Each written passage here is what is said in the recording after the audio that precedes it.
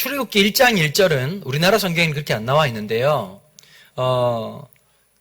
히브리어 성경은 어떻게 되냐면 그리고라고 하는 접속사로 시작됩니다. 그럼 여러분 출애굽기 바로 앞에 성경이 뭐가 있죠? 창세기가 있죠. 그러니까 창세기와 출애굽기는 다른 책이 아니라 연결되는 책입니다. 보통 여러분 신약 성경에서 율법이라고 하면 뭘 말할까요? 모세오경을 얘기합니다. 모세오경이라면 창세기, 출애굽기, 레위기, 민수기, 신명기 이 5권을 이 모세오경이라고 얘기하는데요. 이걸 갖다가 토라 내지는 율법이라고 얘기를 합니다. 그래서 신약 성경에 율법에 뭐라 하였더냐라고 말을 할 때는 이 5권의 성경이 근간을 이룬다는 것을 기억하셔야 됩니다. 또 하나는요, 성경적인 사이드 지식인데요. 원래 성경책은 제목이 없었습니다. 헐, 성경에 제목이 없었습니까? 그러면 목사님 이거 어떻게 만들어진 거죠? 예, 그러라고 지금 설명하려고 제가 여기 있는 거죠. 원래는 성경책은 제목이 없었는데 이스라엘의 역사를 가만 보시면 혹시 다음번에 제가 또 한번 설교할 기회가 있으면 사무엘상 하 뻐개기 한번 이런 거 하셔가지고 성경 이야기 이 열왕기 역사가 어떻게 진행되고 있는지를 자세히 한번 보면 되게 재미난 부분들이 많은데요. 이스라엘 역사는 사울왕 그 다음에 다윗 솔로몬까지가 통일 왕국이고요.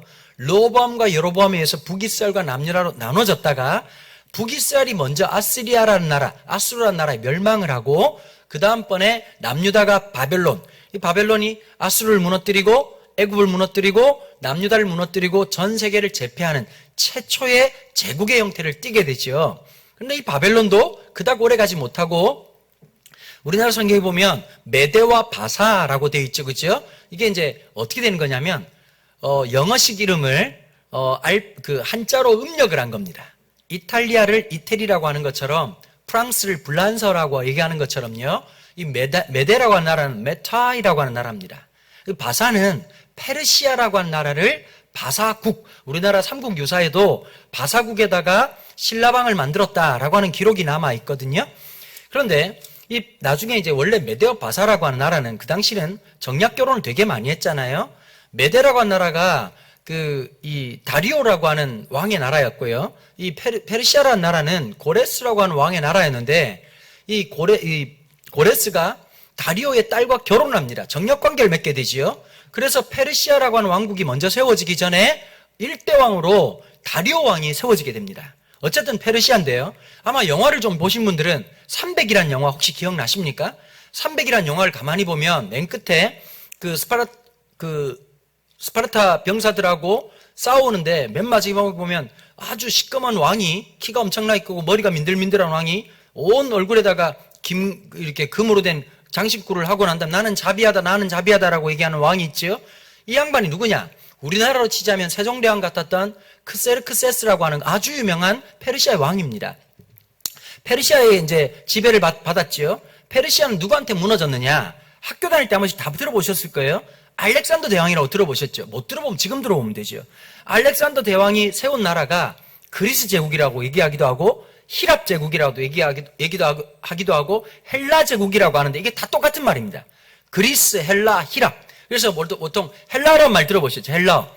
히랍어란 말 들어보셨죠? 다 똑같은 그리스어가 똑같은 얘기입니다. 지금 현재 쓰고 있는 그리스라고 하는 나라에 그 나라에서 쓰는 원형이 바로 이 헬라라고 하는 언어를 갖고 있었는데요. 이 알렉산더 대왕은 10년밖에 통치를 못했습니다. 그리고 죽게 되죠. 그리고 그의 봉우들에 의해서 통치를 받게 되고 분할 정치를 하게 되는데 왜 제국의 역사를 공부할 때 이 알렉산더 대왕을 굉장히 높이 치느냐? 이 사람은 단순히 전쟁만 잘한 게 아니라 학문, 과학, 기술에 엄청난 센스가 있는 사람이었습니다. 그래서 최초의 대학과 도서관을 누가 만들었냐면 알렉산더 대왕이 만들게 되고 자기 고향에다가 최초의 도서관을 만들고 자기 이름을 따가지고 그 도시 이름을 뭐로 바꿨냐니까 알렉산드리아라고 이름을 바꾸게 됩니다. 지금 현재도 가장 오래된 도서관이 이집트 이 그리스에 가면 알렉산드리아라는 곳에 지금도 그 기념 박물관이 지금도 도서관이 남아 있거든요. 자, 도서관에 뭐가 필요하죠? 책이 필요하죠. 그래서 고대 서아시아 지역, 고대 근동지방에 있었던 수많은 쇠골 문자로 기록되어 있던 수많은 책들을 그리스로 번역하는 작업을 하게 됩니다. 자, 그때 유다 사람들이 72명이 가서 번역을 하는데 그게 그 유명한 벌게이트라고 하는 70인역이라고 하는 성경을 만들게 됩니다. 여기서 질문 하나. 72명인데 왜 70명이죠? 자, 우리는 이제 그리스 역사와 철학을 공부했기 때문에 이게 무슨 의미인지 압니다.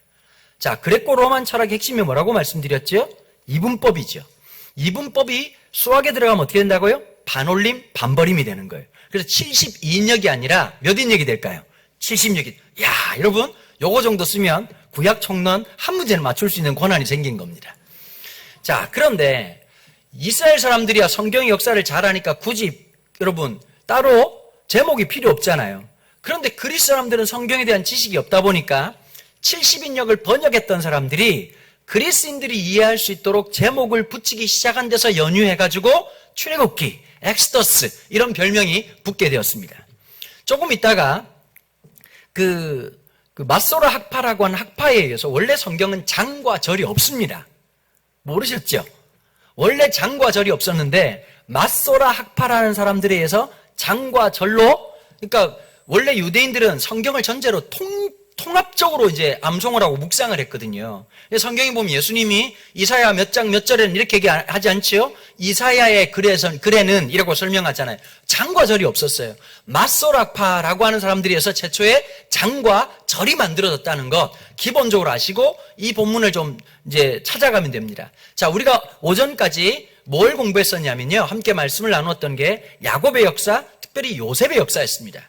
자, 오늘 이 1장은 뭐와 연관이 있느냐? 요셉과 함께 하신, 그리고 야곱과 함께 하신 하나님의 언약적 특징.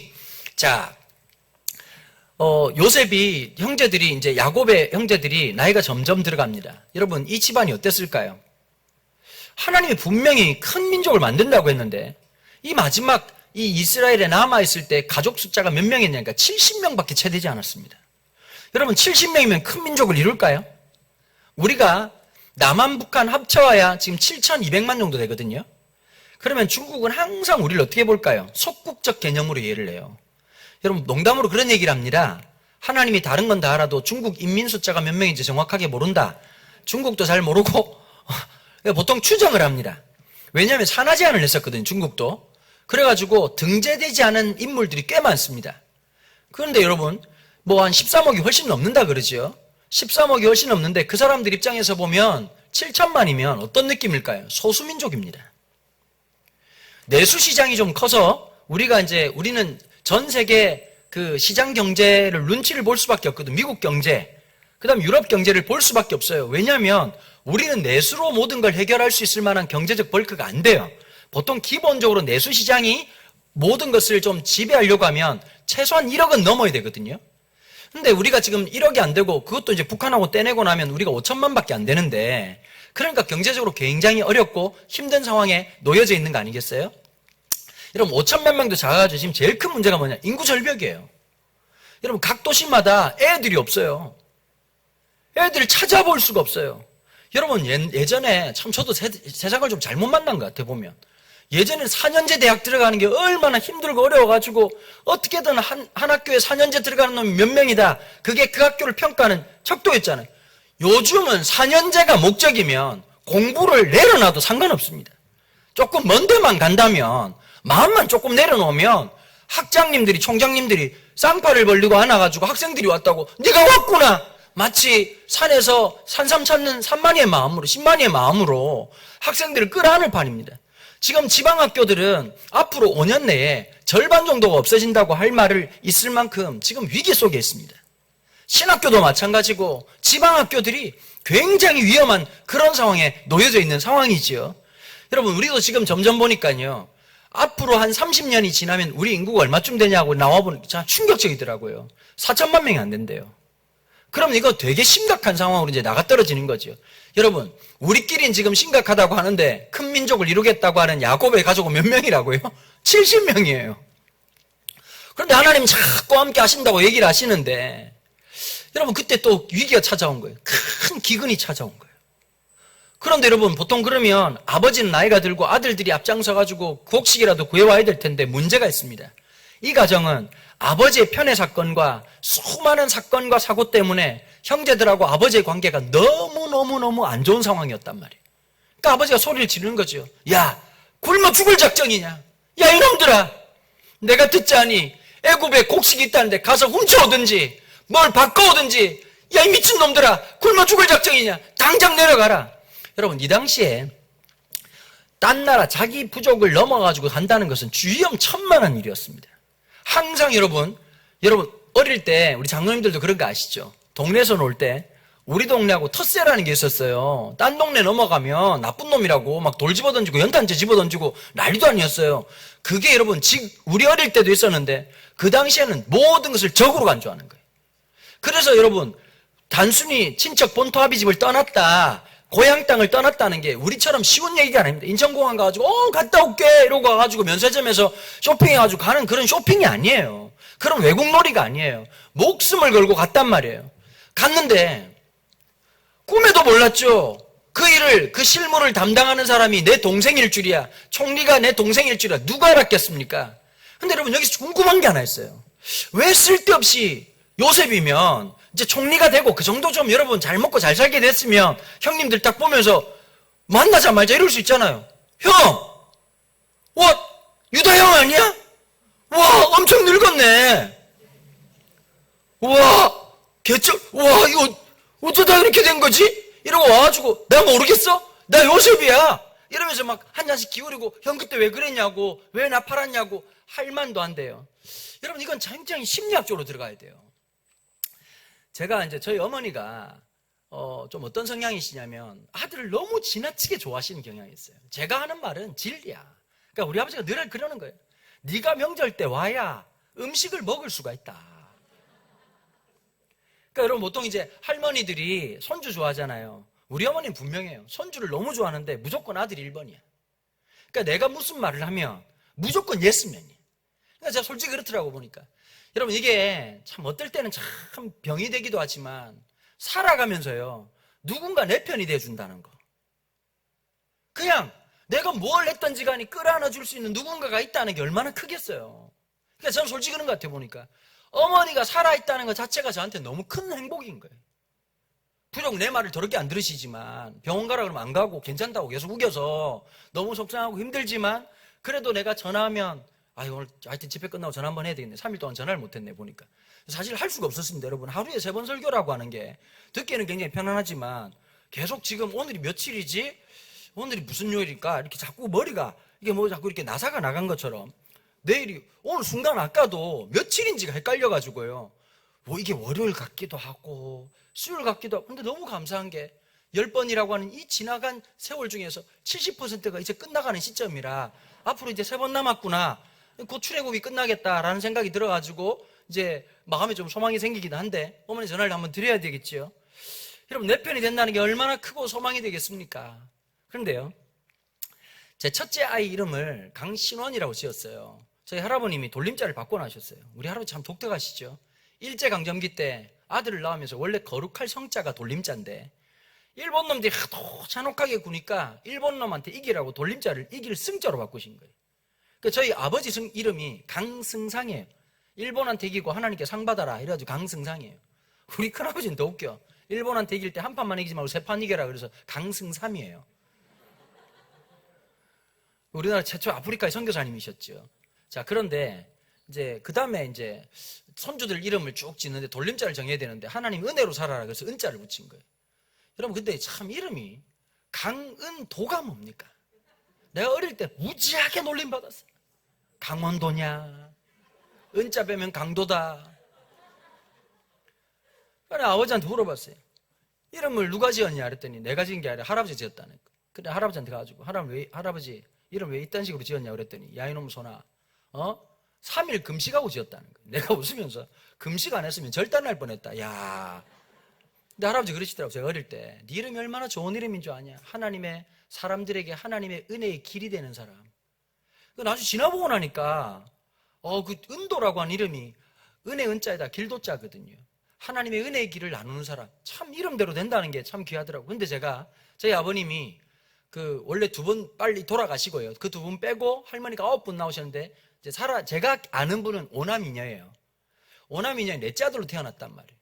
내가 보니까 내가 고등학교 1학년 때 할아버지한테 물었어요. 할아버지 우리는 은자인데 다음은 무슨 자 쓸 겁니까? 그랬더니 믿을 신자를 말세에 믿는 자를 보겠느냐? 신자라 그러는 거예요. 내가 고등학교 1학년 때 머리가 딱 돌아가더라고. 사촌 형들이 많으니까 신자에 좋은 이름을 형들이 다 갖겠구나. 이때 빨리 독과점으로 하나 땡겨놔야 되겠다. 고등학교 1학년 때 할아버지한테, 할아버지 제가 아들 낳으면 이름을 뭐로 지을까요? 그랬더니 나보고 그러더라고. 몇 학년이냐 물어보더라고요. 고등학교 1학년이니까 벌써 애를 낳으려고 그러냐 그러더라고요. 할아버지 그건 아니고 내가 판도를 돌아보니까 내 순서 기다렸다가는 이름 지을 만한 이름이 없어가지고 애매하게 될 것 같으니까 미리 이름을 주십시오. 그래서 제가 그때요, 고등학교 1학년 때 1987년도인데 5,000원 이름 짓는 값 주면서 제가 얻은 이름이 신원입니다. 하나님만 믿고 하나님만 바라보는 사람. 그 아들을 딱 낳았는데 우리 아버지가 이름을 짓고 싶은 거죠. 그래서 제가 안 된다, 이미 지어졌다 그랬더니, 야 내가 지어야지 누가 짓냐 그랬더니 할아버지가 지으셨다. 아 깨갱 이렇게 하시면서 강신원이가 된 겁니다. 근데 우리 딸을 낳았는데 우리 집이 딸이 귀하거든요. 근데 이름을 지으려고 했는데 처음에 아버지가 이제 그 이름을 지으려고 할 때 자꾸 이상한 이름, 우리 딸 이름이 신예예요. 믿음의 예배자. 근데 처음에는 이 이름이 너무 촌스러워 보이는 거예요. 그래야 내가 이제 신영이가 좋지 않겠나, 강신영. 그런데 우리 어머니가 제가 뭘 하든지 찬성하시는 분인데 절대 안 된다는 거예요. 한 번도 반대한 적이 없는데. 그 어머니 왜 안 됩니까? 그러니까 시끄럽다, 안 된다. 아니 어머니 이유를 얘기해 내가 납득을 하고 이름을 바꿀 거 아니냐 그랬더니 내가 어릴 때 앞집에 신영이가 살았다는 거예요. 그년이 성질이 지랄 맞아가지고 엄마를 엄청 괴롭혔다는 거예요. 여러분, 제가 볼 때 그분도 돌아가셨을 확률이 높아요. 그런데도 한 번 여러분 상처받으면, 여러분 누가 내 돈 떼먹고 간 사람 비슷하게 생긴 놈만 봐도 기분 나쁘지 않아요? 나 괴롭혔던 이름하고 동명이인 똑같은 이름만 가져도 너무 짜증나잖아요. 여러분 아무리 내가 총리가 돼도요, 어릴 때 상처를 못 잊어버려요. 어릴 때 아픔 못 잊어버려요. 여러분 요셉이 인생을 살아가다가 유다형 비슷하게 생긴 사람만 봐도 마음에 울컥울컥하지 않았겠어요? 그런데 여러분 꿈에 생각했던 그 장면이 현실로 눈앞에 드러난 거예요. 와가지고 있는데 묘한 감정이 생기는 거예요. 도무지 용납할래야 용납할 수 없는 마음과, 그리고 너무 많이 늙어버린 형들의 모습을 보면서 그때는 그렇게도 이해가 안 됐는데 세월이 지나면 이해되는 게 있거든요. 저도 어릴 때 그랬던 것 같아요. 아버지가 이해가 안 됐어요. 근데 제가 아버지가 되고 나니까 아버지의 마음을 전부는 아니라 할지라도 아버지의 마음이 1000번 만번 이해가 되는 겁니다. 여러분 제가 아버지가 너무 미웠어요. 아버지 너무 독단적이시고요. 해병대 161기 나와가지고 저는 아버지랑 대화를 해본 적이 없어요. 옛날 드라마 중에 기억나세요? 사랑이 꽃피는 나무라고 하는 드라마가 있었어요. 이 드라마가 누구였냐면 최수종 씨가 처음으로 주연으로 데뷔를 할 때였습니다. 아버지 역할을 이순재 선생님이 하셨어요. 제가 그 드라마 보다가 너무 충격을 받은 거예요. 뭐에 충격받았냐? 아버지하고 아들이 대화를 하더라고. 야, 아버지하고 아들이 말을 섞는구나. 여러분 경상도는 기질이래요. 충청도 말을 잘 안 하잖아요. 보면 말이 되게 짧잖아요. 그죠? 그래갖고 할겨? 이거 무슨 말인지, 이게 못을 부어도 아니고, 이게 뭘 할 건지, 그게 이제 보니까 그런 것 같아. 보신탕 먹을 거냐고 할 때, 할겨? 그게 먹는다는 뜻이라고 그러더라고, 보니까. 참 독특하잖아요. 경상도는 어떠냐? 말을 먼저 안 하고, 일단 팹니다. 패고 난 다음에, 빡 때리고 난 다음에 똑바로 해야 새끼야. 거기서 막 서울 사람, 왜 그러는 거예요? 더 쳐맞는 거죠.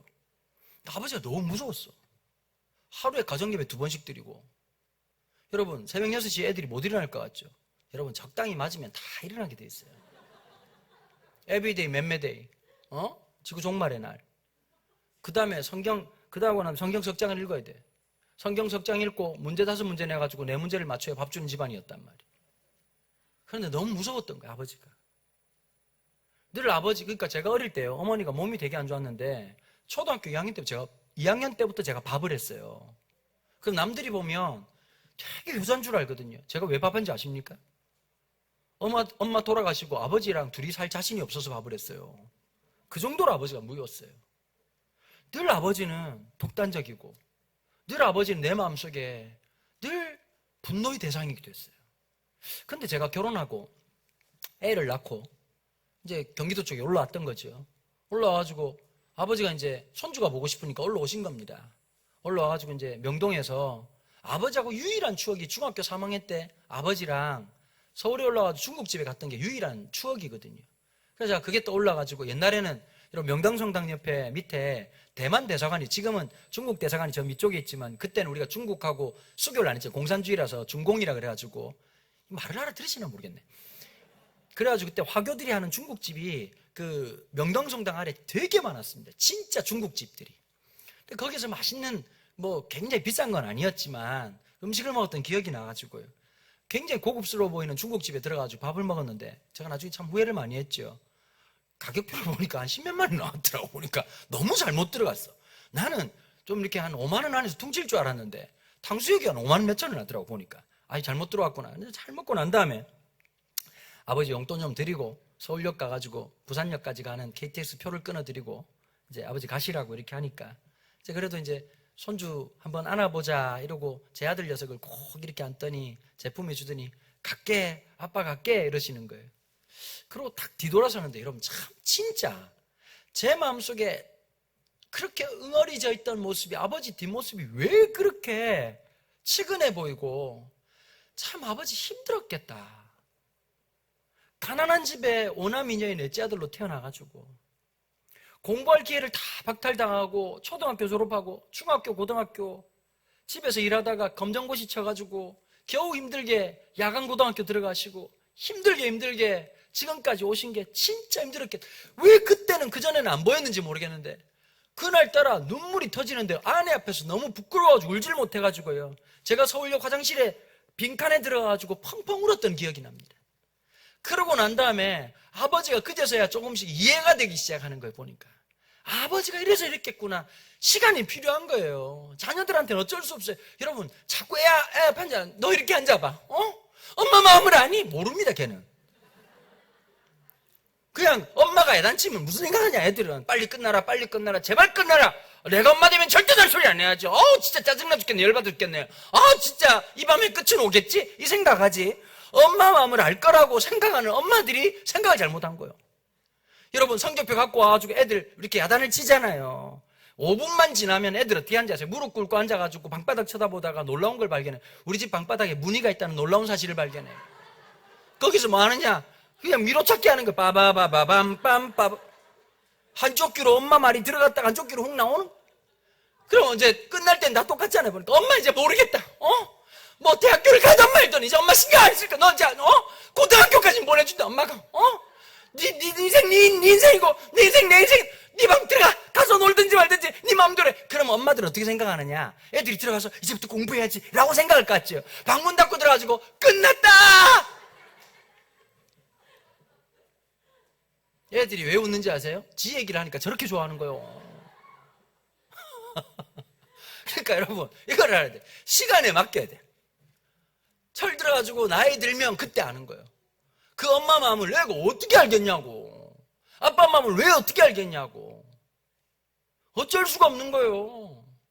저희 아버지가 요즘 보니까 과일을 드실 때 전자레인지에 데워서 드시더라고요. 여러분 과일을 그렇게 데워 먹으면 무슨 맛이 있어요. 아버지 왜 그렇게 드시지 않을까? 좀 아이고 이제 나이가 드니까 이빨이 시원치 않구나. 제가 먹는 게 참 그러네. 이러면 얼마나 좋겠어. 말도 정말 화나게 하는 거예요. 니도 나이 들어봐라. 좀 멋있게 말하는 법 배워야 돼. 나이 들수록 멋있게 나이 드는 법을 배워야 되는 거예요. 아이고 나이가 드니까 이빨이 시원찮네. 그래서 따뜻하게 먹는 거예요. 그렇게 말하면 얼마나 왜 그렇게 분노가 많은지 모르겠어. 살면서 분노를 왜 나한테 묻냐고. 나도 사는 거 힘들어 죽겠는데. 근데 여러분 야곱 요셉도 마찬가지였을 거예요. 형들이 딱 앞에 왔는데 그냥 용서할 수 없는 마음에 깊은 장애가 있었다고. 들었다 놨다 두 번이나 반복하고 있다가 더 이상 주체할 수 없어가지고 자기를 드러내시오. 뭐라고 고백합니까? 내가 요셉입니다. 그러니까 형들이 너무 깜짝 놀란 거지. 평생 마음속에 여러분 요셉의 마음을 돌린 놀라운 사건이 하나 있어요. 두 번이나 이런 어려움을 당하고 막 들었다 놨다. 여러분 제가 이거 설명하면 솔직히 오늘 3시간도 하고 4시간도 하고 창세기 뻐개먹기 진짜 재미나게 여러분 이거 진짜 뭐 대하소설처럼 기가 막히게 말할 수 있지만 절제하고 뭐 얼마든지 해줄 수 있어요. 근데 생략하고 요셉 입장에서 어땠냐? 늘 마음속에 이런 게 있는 거예요. 저 형들은 나를 팔고 나를 잊었겠지. 저 형들은 나를 팔고 다리 뻗고 잤겠지. 저 형들은 나를 팔아먹고 그 돈으로 잘 먹고 잘 살았겠지. 그런데 여러분, 그 어려움이 있으니까 한 형제가 이렇게 얘기하는 거예요. 그 봐라, 내가 그때 그 아이를 팔지 말자고 하지 않았느냐. 세월이 다 지나고 나는데도 그 형제들이 그렇게 얘기하는 거예요. 하나님이 우리가 그때 잘못한 것을 지금 보응하시는 도다. 여러분, 그 말이 요셉의 마음을 녹게 만드는 거예요. 어느 날 그 형들에게 마음을 그렇게 만들었던 아버지의 편애, 그리고 나의 싸가지 없음, 이 모든 걸 깨닫기 시작하다가 그 녹지 않을 것 같은, 영원히 녹지 않을 것 같은 그 마음의 그 빙하가 한순간 녹아내리면서 내가 요셉입니다. 근데 뭐라고 말하죠? 형들은 나를 팔았으나 여호와 하나님은 나를 미리 보내셨습니다. 이 기근의 때를 살아남게 하시려고 하는 하나님의 은혜였습니다. 여러분, 하나님의 은혜가 임하면요, 이해가 안 됐던 과거의 역사가 해석되기 시작하는 거예요. 여러분, 어거스틴이라고 하는 신학자가 이런 말을 했어요. 그리스도인은 영원한 현재를 살아간다. 그래서 어거스틴의 신학 중에서 시간론이 굉장히 중요하거든요. 뭐냐? 영원한 현재, 영원한 현재성을 얘기하는. 그럼 과거라고 하는 시간을 어거스틴은 뭐라고 해석했냐? 기억하는 현재라고 얘기했어요. 오늘은 실존하는 현재라고 얘기했어요. 미래는 기대하는 현재라고 얘기했어요. 여러분, 하나님의 은혜가 임하면요, 과거의 그 상처와 그 아픔이 누구도 답변할 수 없었던 그 마음의 깊은 응어리가 하나님이 설명을 하기 시작하는 거예요. 여러분, 우리가 왜 예수님을 만나야 될까요? 왜 말씀의 은혜를 받아야 될까요? 이해할 수 없었던 그 과거를 하나님이 설명해 주시는 거예요. 하나님 왜? Why me? 왜 나는? 여러분, 총리가 되고 아무리 좋은 잠자리를 가지고 아무리 좋은 음식을 맞아도 마음속에 잊을 수 없는 그 아버지에 대한 애틋한 사랑, 어머니를 보고 싶은 그 마음이 채울 수가 없는 거예요. 여러분, 송혜 선생님이 이제 100세가 다 돼 가시잖아요. 100세가 다 돼 가시는데도 지금도 한 번씩 그 어머니에 대한 애끓는 마음, 꿈에라도 나타나서, 어머니 꿈에라도 나타나서 제 손 한번 잡아주십시오, 그러고 울먹거리는 그 100세 되신 어르신을 보면서 저 마음이 얼마나, 여러분, 송혜 선생님처럼 사랑을 받는 엔터테이너가 누가 있겠습니까? 전 국민이 걱정하잖아요. 아프실까봐 걱정하고 마지막이라도 빨리 팬데믹 끝나서 전국! 그거 한번 들어보고 싶은 게 5만 사람들의 소원이잖아요. 제가 지금 어르신들 눈높이에 맞추려고 지금 용을 쓰고 있습니다. 저는 사실 전국 노래자랑 안 봅니다. 권사님들이 많이 섭섭하다는 얘기를 좀 듣고 알아듣도록 만들어야 되겠다 싶어가지고 제가 이런 놈입니다. 고객 만족을 최우선으로 하는. 여러분, 그 마음의 애틋한 마음들, 그러면서 이런 거예요. 하나님 왜 나를 이 자리까지 오게 하신 건 너무 감사한데 하나님 나는 왜 그래야 되죠? 그 깊은 응어리를 그 형제들의 말을 통해서 깨닫기 시작하는 거예요. 하나님이 보내셨구나. 아들들이 돌아와가지고 아버지한테 옵니다. 곡식은 가져왔냐? 아버지, 곡식이 문제가 아닙니다. 못 가져왔냐?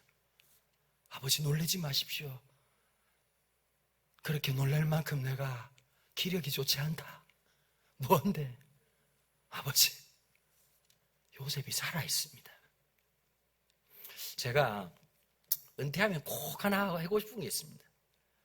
제가 연기를 잘하는 편이거든요. 1인 모노 드라마를 하든지 그때쯤 되면 그런 힘은 없을 것 같고 영화 하나 찍고 싶습니다.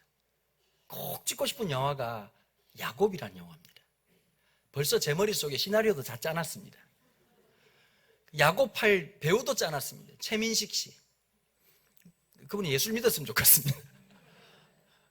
야곱 역할 하는데 담배 피면 좀 이상하지 않습니까, 여러분? 근데 최민식 씨가, 저는 첫 장면 어디로 가고 싶으냐, 나이가 많아가지고 아들 요셉을 만나러 왔다가 이집트의 파라오를 만난 장면이 있지요. 그 파라오가 저기 멀리 실루엣 처리를 하고 그 큰 울림소리에서 어떤 초라한 노인이 다리를 절면서 한 걸음 한 걸음 땅바닥을, 허리가 완전히 꺾인 노인 한 명이 저벅저벅 지팡이를 짚고 갑니다. 저 멀리서 이집트 파라오 얘기가 나오죠. 어르신은 나이가 어떻게 되시오? 근데 갑자기 한 걸음 걷다가 그 말소리가 끝남과 동시에 걸음걸이가 딱 멈추면서 힘들게 아주 늙은 어르신 한 명이 고개를 들더니 힘 다 빠진 목소리로 이렇게 얘기하는 거지요. 내 나이를 물었어. 험악한 인생을 살았지요. 이러고는 이제 어릴 때로 확 돌아가는 거예요. 나름대로 머릿속에 다 있어요. 아니, 만들어도 이 정도 만들어야, 그죠? 스토리텔링이 될 거 아닙니까? 그냥 한 번씩 이렇게 기독교 영화 만드는 사람들 보면 저 머리가 썩었나? 저 어떻게 영화도 안 보나? 좀 이렇게 뭐가 음질조밀 특별히 다 아는 내용일수록 기획력이 있어야 되거든요. 몰입력이 있어야 돼요. 근데 제가 제일 또 마음에 담고 싶은 게 이 장면인 거예요. 아버지 놀라지 마십시오. 요셉이 살아있습니다. 갑자기 그 아버지가 표정도 몸집도 멈추시오. 제가 부산 사람이니까 경상도 말로 해볼게요. 네 금방 뭐라 했노? 요셉이라 했나? 가가 살아있다고. 가가 살아있더나. 가가. 전 지금 하면서도 울컥울컥해요. 나이가 들어가지고요. 뜨거운 눈물이 잊혀질 만한 그 인생인데 마음에 품어뒀던 요셉이 살아있다는데 해주지 못한 게 너무 많고 그 힘든 인생 물어 뭐 하겠습니까? 얼마나 힘들고 어렵겠습니까? 그 아버지 마음으로는 지금 당장 달려가고 싶은 거예요. 그런데요, 족장이잖아요. 믿음의 족장. 창세기 46장에 보면 이스라엘 제일 밑쪽이 브엘세바예요. 브엘세바에까지 장막을 치는데 그걸 못 떠나요. 왜 그럴까요? 하나님 사인이 있어야 되는 거예요. 장막을 치고 하나님의 사인을 기다리는 야곱이에요. 여러분 옛날 같으면 성질대로 움직였을 거예요. 그치요? 야곱이 성화가 되니까요 하나님의 때를 기다려요. 그날 밤에 꿈에 환상 중에 이스라엘 야곱에게 나타나신지라. 야곱아 야곱아 애굽으로 내려가는 것을 두려워하지 마라. 내가 거기서 너로 큰 민족을 이루겠다. 여러분 야곱은요 이집트로 왜 내려갔느냐? 요셉을 볼 목적으로 한 게 아니었습니다.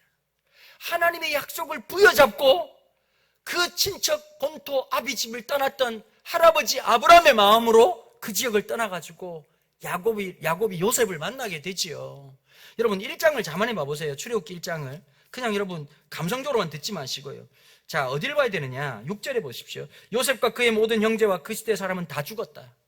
여러분 분명히 그 시대 사람들은 다 죽었다고 표현하고 있어요. 그런데 그 다음 절 뭐라고 말하죠? 7절입니다 7절 한번 읽어보실까요?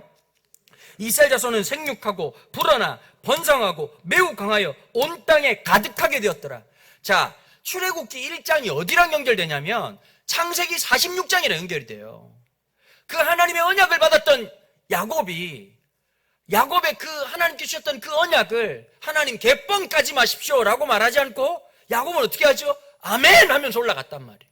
그런데 그 하나님의 약속이 어떻게 됐다고요? 출애굽기 1장 7절은 이렇게 성취됐다는 거예요. 몇 명을 가지고 70명밖에 안 됐는데 생육하고 번성하고 불어나고 더 커져가지고 감당할 수 없는 이걸 뭐라고 말하느냐? 하나님의 몰빵적 축복이라고 얘기하는 거예요.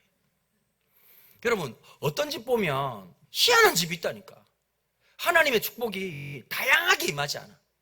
좀 몰빵적으로 있어요.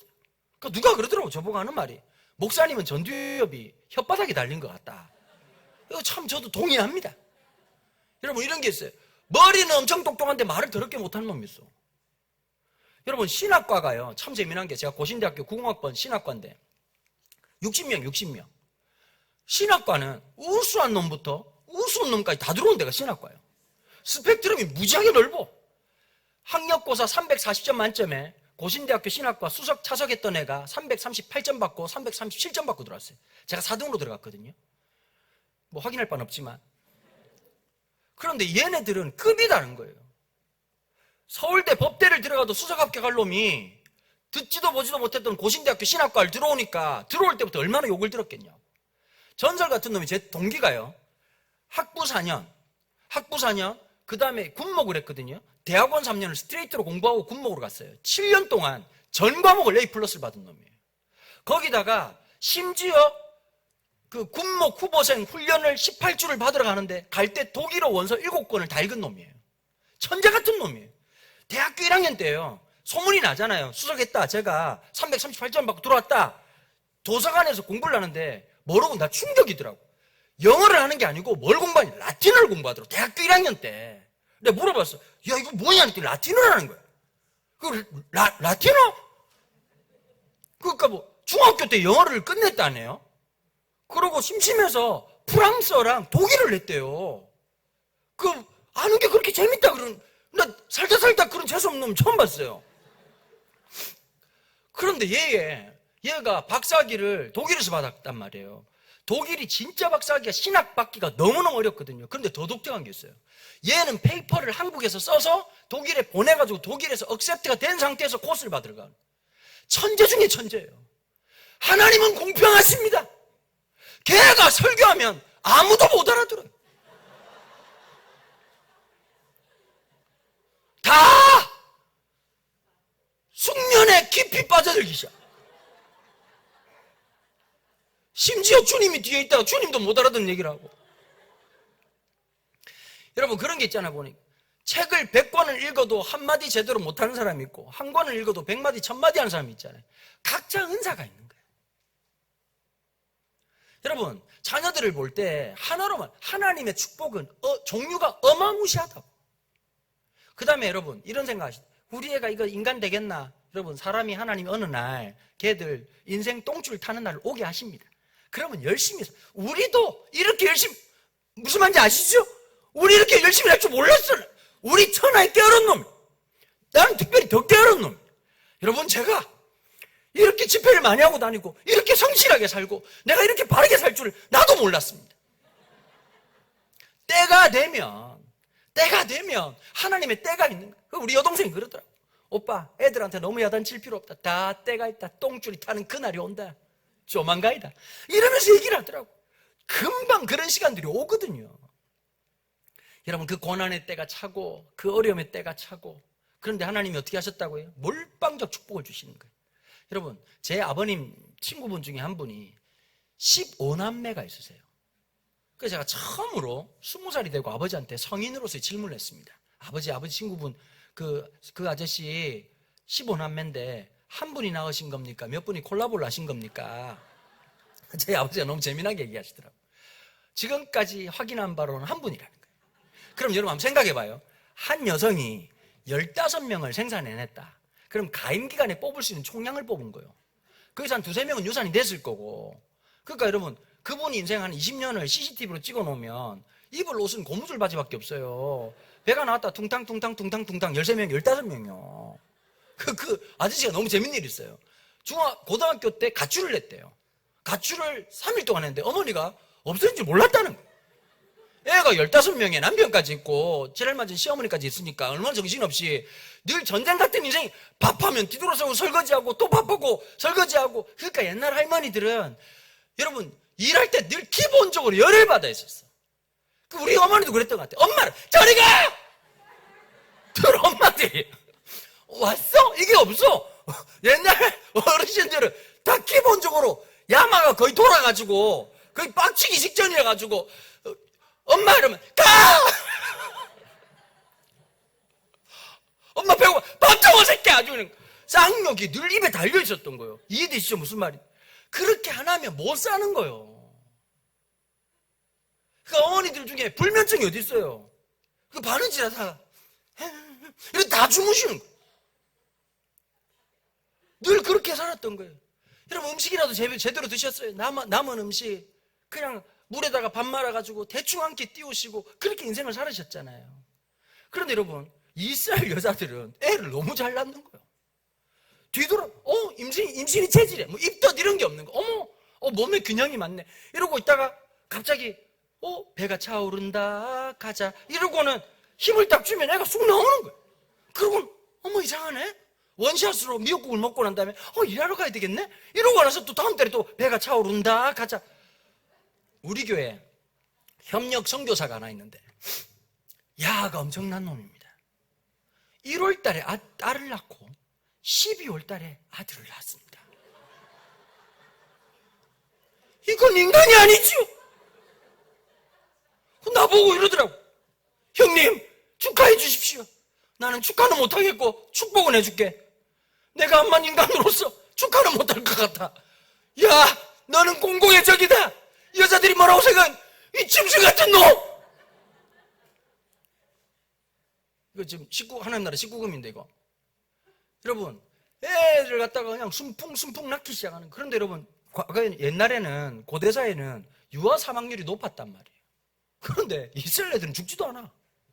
이집트 애들은 5명 나오면 3명이 죽고 2명 남는데, 그리고 애들이 얼마나 센지 막 두 돌만 지나면 팔굽혀펴기 막 한 300개씩 하고 막 앞집에 그냥 옥수수 다 날려가지고 막 너 왜 그래 새끼가 째려보잖아 이러고 막 애들 막. 그러니까 이집트 사람들이 남아나질 못하는 거. 자, 그 다음 절에 오늘 본문에 보면 8절에 요셉을 알지 못하는 세왕이 일어났다. 여러분, 아무리 머리가 나빠도 여러분, 우리가 역사를 공부를 안 해도 세종대왕은 아시죠? 태조 이성계는 아시죠? 이순신은 아시죠? 만약에 이순신을 모르고 세종대왕을 모르면 그 뭐 어디 문제 있는 거죠. 정상적인 우리가 공부를 잘하고 이런 걸 차치하고 세종대왕은 압니다. 구국의 영웅인 이 요셉을 모른다는 말이 무슨 말이냐. 자, 지금부터 이게 굉장히 복잡다는 얘기인데 3분 30초 동안 고대 이집트의 고대 역사, 18왕조에 스며들고 있는 놀라운 추의 역사를 함께 한번 떠나보실까요? 18왕조 얘기를 다 해야 돼요. 원래는 이집트 왕조의 18왕조, 쉽게 말하면 우리는 고조선, 그 다음에 통일신라, 그 다음에 고려, 그 다음에 조선이라고 하는 4개의 다이너스티가 왕조가 있었죠. 이집트는 18왕조가 있어요. 18왕조가 다 공부하면 머리가 뻐개질 것 같죠. 그 쓸데없는 짓을 하는 게 이제 구약학 석사 박사 할 때 그걸 한단 말이에요. 그걸, 이 머리 아픈 걸 이렇게 쉽게 말해주는 목사가 있었으면 내가 얼마나 좋았겠냐고. 내가 이거 혼자 공부하느라고 얼마나 골이 빠개졌어요. 자, 이집트 18왕조를 3개로만 나누면 돼요. 고왕조, 중왕조, 신왕조예요. 요셉이 총리가 됐을 때가 중왕조 말기 힉소스 왕조 때예요. 낮에 했죠, 그죠? 핫소스 아니고 힉소스라고. 힉소스 왕조인데 원래 이집트는 대륙으로 따지면 아프리카예요. 그래서 여러분, 파라오, 이제 이 율브린너가 주인공을 했던 그 왕의 그 뭐죠? 갑자기 그렇지. 그 영화에서 보면 우리는 몰라서 원래 율브린너의 역할은 누가 하느냐? 흑인이어야 돼요. 구스족이 원주민들이에요. 그런데 구스족이 원주민인데 구스족이 아닌 힉소스족이 지배를 할 때가 중국 역사에 원나라는 역사가 있죠. 원나라는 중국 한족이 아니라 몽골족이 지배할 때가 원나라였거든요. 똑같이 힉소스 부족이 지배할 때인데 힉소스 부족이 셈족 계열이에요. 같은 셈족 계열이었던 요셉이 꿈을 잘 해석한다는 것 때문에 연결이 돼가지고 총리까지 되고 여러 가지 이제 일들이 있었단 말이에요. 그러면 요셉을 알지 못한 왕이란 뭐냐? 힉소스가 무너지고 다시 구스족이 지배를 하게 됐단 말이에요. 그런데 힉소스는 주변에 있어. 언제든지 호시탐탐 다시 이 이집트를 자기의 제국으로 삼으려고 도전하고 있단 말이에요. 근데 봐보세요. 이스라엘 백성들은 힉소스랑 친했을까요? 안 친했을까요? 다시 헛소리 할까봐 또 걱정돼서 얘기하는 거예요. 힉소스 때 요셉이 총리를 했어. 총리하면서 엄청난 특권을 이스라엘 백성들이 다 누렸다고요. 그러면 힉소스랑 친했겠어요? 안 친했겠어요? 아니에요. 다시 조금만 생각을 해봐. 힉소스 때 요셉이 총리가 됐어요. 총리가 돼가지고 그 특권으로 가족들을 데리고 왔잖아요. 데리고 와가지고 그 특별한 지역에다가 원래 목축업을 하는데 목축업은 누구만 할 수 있도록 특별 혜택을 줬냐면 이 바로 요셉 가족들한테만 목축업을 할 수 있는 특별한 혜택을 줬단 말이에요. 그러면 땅 짓고 헤엄치기로 사업을 잘할 수 있었겠죠. 자, 그러니 힉소스랑 친했을까요? 안 친해? 당연히 친하죠. 그런데 이제 정권이 바뀌고 나니 어떻게 됐을까요? 자, 파라오 이렇게 얘기하는 거예요. 오늘 본문에서 굉장히 반복되는 말이 있어요. 9절에 보세요. 그가 세왕이 일어났던데 그 이집트의 파라오가 그 백성에게 이르되 이 백성 이스라엘 자손이 우리보다 많고 강하도다. 10절. 자, 우리가 그들에 대해 지혜롭게 하자. 두렵건대. 반복되는 말이 뭐냐? 파라오는 이스라엘 백성들이 두려웠던 거예요. 왜 두려웠냐? 쪽수로 두려웠는데 그 뒤에는 뭐가 있었다고요? 하나님의 약속, 하나님이 함께 하시는 축복이 있어서 두려웠단 말이에요. 여러분, 우리를 보고 두려워하는 건 딴 게 아니에요. 스펙이 어떠함이 아니라 하나님이 우리와 함께 할 때 안 믿는 사람들은 우리를 보면서 뭘 느끼느냐? 두려움을 느끼는 거예요. 두 가지를 느껴요. 안 믿는 사람이 우리를 보면서 감동을 느끼고요. 또 하나가 뭐냐? 두려움을 느끼는 거예요. 하나님 백성 될 사람들은 감동을 느끼는 거고, 싸가지가 없는 인간들은 하나님 백성을 보고 두렵게 느낀단 말이에요. 또 하나, 내가 어릴 때 성경책 읽다 보면 이 바로라는 놈이, 이 바로라는 뜻이 원래 파라오라는 말의 한자 음력이 바로란 말이에요. 바로가 안 죽는 거예요. 성경을 몇 장을 뒤지는데도 아직도 바로야. 근데 어릴 때 이 바로는 뭘 처먹나? 어떻게 이렇게 안 죽나? 교회 전사님이 이 바로라고 하는 말이 왕이라는 뜻이다. 파라오라고 하는, 우리나라는 왕이라고 하지만 이집트는 파라오라고 얘기하거든요. 그걸 바로인 거예요. 그런데 그걸 모르고 있으니까 이 파라오가 어떻게 하느냐? 여러분, 이 사람이 이제 뭐 람세스 몇 세다라고 하는 얘기들이 굉장히 많은데요. 혁명적으로 이끄는 거예요. 어떻게 만드느냐? 자, 새로운 왕조가 만들었는데 구스족들한테 아주 많은 혜택을 줘야 되겠죠. 복지적인 혜택을. 자, 어떤 논리였냐면 획기적인 논리인 거예요. 늘 문제가 뭐냐? 요직에 다 차지하고 있는 놈들이 다 이스라엘 백성들인 거예요. 이 놈들을 한순간 뭐로 만들지요? 빨갱이로 만들어버리는 거예요. 이 놈들은 언젠가 나라를 들어엎을 놈들이다. 힉소스랑 같이 손잡을 놈들이다. 라고 해가지고 전부 다 혁명적으로 노예로 만들어버리는 거예요. 그리고 이집트 백성들에게 말해주는 거예요. 여러분, 만약에 집에 한 번씩 그럴 때가 있죠. 누가 좀 와서 청소만 좀 도와주면 참 좋겠다 이런 생각 하시죠. 분리수거만 좀 해줘도 참 좋겠다 이런 생각 하시죠. 어떻게 몸 더럽게 좀 공감을 해줘야 설교를 계속할 거 아닙니까? 그런 날 있으시죠. 그런데 만약에 나라에서, 아멘이 아니고 옳소, 나라에서 집집마다 이스라엘 노예 청소하는 사람 붙여주고, 밥 해주는 사람 붙여주고, 기사해줄 사람 붙여주고, 여러분, 그러면 이집트 사람들은 만세를 외칠까요? 외칠까요? 자, 노예 경제 체제로 시스템이 바뀌어버린 거예요. 밥 조금 주고 채찍질하면 도로가 만들어져. 밥 조금 주고 채찍질하면 피라미드 스핑커스가 만들어져. 그러니까 역대 이집트 역사에서 보면 이런 파라오가 없었던 거예요. 졸지에 이스라엘 백성들은 세상이 완전 휘가닥해가지고 고난을 받기 시작하는 거예요. 자, 그런데 제일 큰 문제가 뭐냐? 여자는 문제가 되지 않는데 이집트 입장에서 보면 이스라엘 남자들이 문제인 거예요. 정관수술이 있었으면 정관수술 했을 텐데 이때는 정관수술이라고 하는 기술이, 의학적 기술이 발달되지 않으니까 어떻게 하느냐? 사회 노동적 정관수술을 하려고 했단 말이에요. 일하다가 죽든지, 노동 강도를 엄청 세게 해가지고 일하다 죽든지, 아니면 살아 돌아와도 문고리 잡고 쓰러져가지고 그 어떤 시도를 못하도록 만들자. 이게 바로의 전술이었던 거예요. 그런데 12절에 어떤 역사가 있냐? 그러나 학대를 받을수록 더욱 번성하여 퍼져나가니. 이를 겁나게 시켜가지고 아주 그냥 죽을 판인데. 노동은 노동이고 생산은 생산이. 하이브리드 시스템이. 전기 터빈이 멈추면 가솔린으로 돌아가는 컨덴싱 보일러. 위로 한 번, 아래로 한 번. 자식들이 더 많아진 거예요. 여러분, 오늘 제목이 그러나예요. 만약에 어떤 분들이 저한테, 목사님, 성경책에서 이렇게 두꺼운 성경책 중에서 제일 중요한 말이 뭡니까? 라고 물어보면, 지난번 제가 설교했던 거 기억나세요? 시편 52편? 난 너무 감사해요. 설교를 해도 기억을 못하는 성도님들이 계시니까 재탕 삼탕 해도 모든 사람들이 모를 거라고 생각했는데 나만 늘 걱정이네. 나는 혼자 기억하고 있었네. 야, 소망교회 지난번에 와가지고 시편 52편 설교를 해가지고 다른 설교를 해야겠구나 생각을 했는데, 야, 했어도 전혀 모를 뻔했었네. 여러분, 제일 중요한 말은 딱 한마디예요. 그러나예요. 여러분, 어떤 역경 속에 있다 할지라도 우리 하나님 어떤 하나님이라고요? 그러나의 하나님이라는 거예요. 여러분, 우리는 어디까지 가면 되느냐? 홍해 앞바다까지 가면 되는 거예요. 그 다음부터 하나님이 역사하시는 거예요. 여러분, 소망은 어디 있다고요? 절망 끝에 있는 거요. 믿음은 뭐냐? 절망 끝까지 가는 게 믿음이요. 가만히 있으면 믿습니다, 아멘 이런다고 세상이 바뀌는 게 아니에요. 믿음은 움직이는 거고, 믿음은 살아있는 것이고, 믿음은 순종하는 것이에요. 힘들지만 그 앞에 가는 거요. 여러분, 솔직히 그런 것 같아. 보니까 목회할 때 열심히 했는데요, 담임 목사 되고 나니까 진짜 믿음이 뭔지를 조금 더 알 수 있을 것 같아요. 여러분, 우리 부교육자들은 지금 교회 공사하잖아요. 근심 걱정이 없어요. 고민이 없는 놈들이요. 나만 속이 타. 여러분, 속 타는 놈이 믿음이 크는 법이요. 제가 느낀 게 하나 있어요. 내 믿음 키우시려고 하나님이 하시는 거구나. 두려워하지 말자. 절망의 골짜기를 지나가는 걸 두려워하지 말자.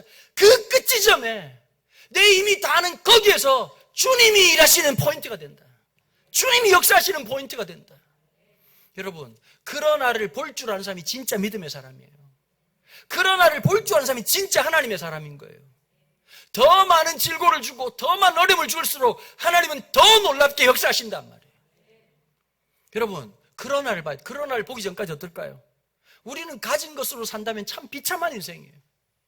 나는 왜 이렇게 가난한 집에 태어나가지고 부모한테 도움 전혀 못 받나? 난 어쩌다가 이렇게 자라면서 이런 혜택도 못 받나? 우리 권사님들 그런 생각 안 하세요? 공부 진짜 하고 싶었는데 초등학교만 졸업하고 초등학교가 뭐냐? 초등학교 문턱에도 못 가보신 분들이 계시단 말이에요. 진짜 평생에 진짜 똑똑할 분들이 진짜 많은데도 기회가 없어가지고 상황이 그래가지고 여러분, 그걸로 끝났다면 이 인생은 어떻지요? 기울어진 운동장이에요. 누가 노력한들. 여러분, 지금 대한민국 가만히 한번 봐보세요. 개천에서 욕 못 납니다. 예전에는 정말 가난한 집에 신문 배달하면서 서울대 가는 애들이 있어요. 못 갑니다. 여러분 잘 모르시죠?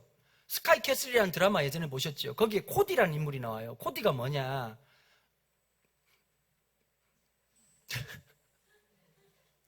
따라오실 수 있겠습니까? 뭐 이거 여러분 실제로요. 서울 쪽에 경기도도 많아요. 뭐가 있느냐? 고 중학교 2학년쯤 되면 코디들이 붙어요. 학교 따라 다른데요. 서울대학은 사실 좀 어렵고요. 연고대 같은 경우에는 기본 2억 깔고 시작합니다. 2억을 깔고 어떻게 그 아이가 포트폴리오를 준비하도록 하는 거예요. 수학이 안 된다 싶으면 수학 제일 잘하는 선생을 붙어가지고 성적을 올려요. 그러고 그런 사람들은 학교 선생님들보다 더 분석력이 뛰어나기 때문에 요즘 대학 가는 방법이 너무 많거든요. 그 기가 막힌 구멍을 찾아가가지고 그 포트폴리오에 맞춰가지고 그 다음에 봉사활동부터 해가지고 모든 걸 만들어주는 사람이 그 비용이 2억인 거예요. 여러분, 왜 강남에서요 학교 선생님들 그런 비리가 많은지 아세요? 여러분 한번 생각해 보세요. 선생님들 월급 얼마나 될까요? 많지 않아요. 그런데 시험 문제가 유출되면 어떻게 될까요? 대치동에 학원이 엄청나게 많아요. 대치동에 학원이 엄청나게 많고 비싸단 말이에요. 왜 고액과일까요? 생각 안 해보셨죠? 너무 소망교회는 믿음이 너무 순수한 것 같아요. 왜 고액과일까요? 왜 쪽집게 과일까요? 여러분, 그 학교에서 문제가 유출되지 않는다고 누가 확신해요? 돈 놓고 돈 먹기예요. 누가 따라가요? 어떤 애들이 따라가요? 혼자. 여러분 늘 속잖아요. 수능 1등 한 사람 나와가지고 마치 깨꼬리처럼 똑같은 얘기, 앵무새처럼 똑같은 얘기 하잖아요. 교과에 충실하고 EBS에 나온 내용들 따라 열심히 공부했더니 이런 결과가 있었습니다. 옛날 연예인들하고 똑같은 거예요. 어머, 몸매가 어떻게 저는 하는 게 아무것도 없대요. 피부가 어떻게 이렇게 빛나세요? 그러면 저는 그냥 물만 많이 먹었을 뿐이에요. 개뻥을 까고 앉았네. 아주 그냥 살롱을 맨날 가가지고 아주 다리미질을 그냥 번뜩나게 하고 그냥 막 얼굴에 배곡 주사 그냥 무언 주사 그냥 떡으로 맞아가지고 퉁퉁 불어가지고 주름살이 지질 않는데 돈 놓고 돈 먹기의 세상 속에서 여러분 화 안 나세요? 대한민국 살기 힘듭니다 라고 말할 수 있는 사람은 그래도 권력 있는 사람들이요. 진짜 가난하고 있는 사람들은 말할 기회조차도 없어. 너무 속상하고 힘든 거예요. 여러분, 하나님의 은혜가 없었더라면 이 세상엔 소망이 없어요. 왜 우리가 이 세상을 소망 있다고 말할 수 있느냐? 우리 민족성입니까? 아닙니다. 우리나라 정치 시스템입니까? 아닙니다. 미국입니까? 아닙니다. 절망입니다. 이 절망적 세상 속에서 우리와 함께 하신 하나님. 제가 예전에 열왕기 상하를요 설교 강해 설교하다가 맨 마지막에 썼던 말이 이 말이었습니다. 여러분 분명히 이스라엘은 멸망하고 있어요. 그런데 어느 날 이런 마음이 있었거든요. 왜 하나님 멸망하게 했을까? 그런데 어느 날 열왕기 상하를 마지막 설교하면서 제가 이런 말을 썼습니다. 이스라엘의 11개의 역사는 마지막 멸망에 가는 이스라엘을 끝까지 붙잡으신 하나님의 긍휼의 역사다. 무너져간 이스라엘을 끝까지 붙잡으신 하나님의 긍휼의 역사다. 여러분, 오늘도 주님께서 우리를 붙잡고 있는 거예요. 마치 야곱의 삿발을 붙잡으시고 놓지 않으신 하나님처럼 말입니다. 그러나 역사를 살아가는 사람들, 오늘 어떤 역경이 있고 어떤 아픔이 있다 할지라도 주님이 우리와 함께 한다는 그 믿음으로 그러나 역사를 살아가는 하나님의 사람이 되기를 주님의 이름으로 축원합니다.